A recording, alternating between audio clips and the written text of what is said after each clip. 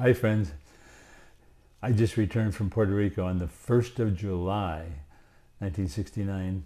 I was a brand new surgical resident at Cook County Hospital and I was excited to get to work. When I came into work, there was my ward of 60 patients in a big gymnasium-like room, and I was responsible for taking care of them, getting them prepared for surgery, taking care of them after surgery. And I had with me 2 interns that I was training, and they were also brand new, and each of the interns had 4 or 5 medical students, so there was an entourage of about 12 of us. The problem is we had 0 orientation. So what happened is the night before, the surgical resident that left the ward wrote an extensive note on each patient's chart telling what the patient had, and that's how we got oriented. So on that day, on the 1st of July, I came to the first patient and I was reading the notes. It said, well, this patient has gallbladder out 3 days ago. He has a drain in place. He has an infection. He's on some chloromycetin for that infection, and we expect to pull the drain out in a few days. And so I explained about the patient. So I examined the patient, talked to him, and moved on to the next bed. And that's how we got oriented. Nobody told us what to do. So I was going along fine until I came to bed number 4, and the gentleman there was named Joe Washington. I'll never forget him. And Joe was in a body cast. He looked like the Peanut Man. He had a cast around him. In fact, here's a picture of him right here. He was in a body cast. It looked like Mr. Peanut.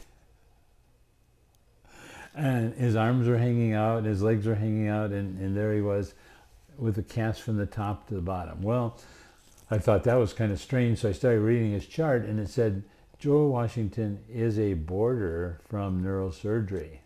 So that was good news for us. That means, a boarder means he was not our patient. He was a patient of the neurosurgeons because he had had a back injury, a back fracture, and he was put in this big cast.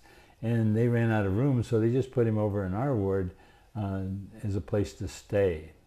So we said, hi Joe, goodbye Joe, and I told my interns and my medical students, we don't have to worry about Joe, he's just here temporarily. So then we went on to the rest of the patients and got to know them. It was very stressful the first couple days because, like I say, it was total chaos. We didn't know what we were doing. Nobody was there to explain anything to us. Nobody was there to orientate us, tell us what to do. And we just jumped into this bedlam of 60 patients, critically ill, some of them.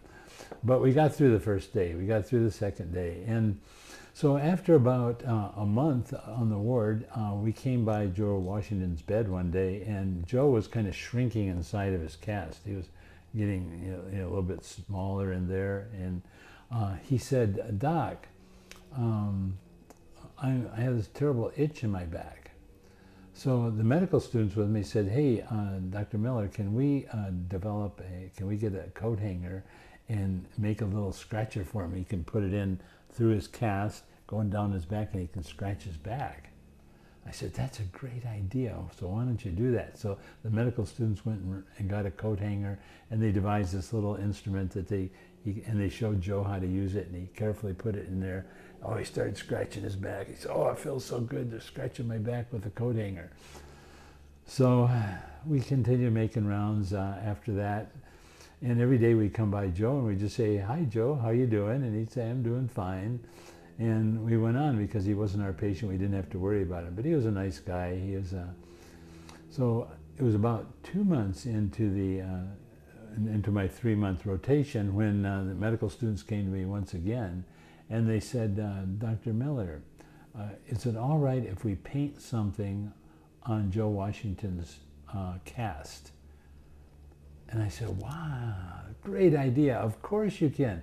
That's what casts are for. Oh, is it all right with Joe? He said, yeah, he wants it. I said, what are you going to paint on there? He said, we're going to make him a Chicago Bear. We're going to paint a helmet on here. We're going to put a big number on him, and he's going to be a Chicago Bear. I said, oh, that's fine. That'll be fun. So the medical students proceeded to paint his cast made him look like a Chicago Bear. Joe was so proud. He was so excited. He was prancing around the ward. I'm a Chicago Bear. I'm a Chicago Bear. He was prancing around the ward. And so finally the end of the 3 months came, and it was my last day on the service. So it was my duty to write notes to the surgical resident that would be coming and replacing me the next morning, because I couldn't talk to him. I was going somewhere else.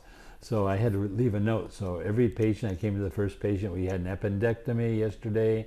He seems to be doing fine. The next guy had a gunshot wound to his chest, and we did this and this. I wrote all those notes. And finally I came to bed 4, and there was Joe still there. And I said, Joe, when are your doctors going to let you go home? Joe looked at me. He said, Yo's my doctor. I said, what? Say that again? He said, Yo's my doctor. I said, I'm not your doctor. Yes, you're my doctor. Every day you come by and you see me, you got a thing to scratch my back. He painted my cast. You ask me how I'm doing. You get me great food. You've taken good care of me. You're my doctor. I said, no, but what about your neurosurgery doctors? I never saw any doctors except you. A cold shiver came over my body. And I looked at the interns. I said, no, this can't be. I went running to the nurse's station and I picked up the phone. I called Dave McClone, my buddy who was a neurosurgeon. I said, Dave, do you remember a guy named Joe Washington that had a total body cast that you put over here 3 or 4 months ago as a boarder? And the voice came back on the phone and says, yeah, we sent him home a long time ago. I haven't seen him for months. I said, wrong. He's still here. He's here 3 months. He's been here, lost on our ward for 3 months. So the neurosurgeons came running over and about 2 seconds in, grabbed Joe and took him away, and we never saw him again. So that is one of the reasons why you never, never, never want to get sick on the 1st of July. The 1st of July is when all the new interns, the new residents, the new doctors start their rotations at the teaching hospitals. None of them know what in the world they're doing. Do not get sick today, please.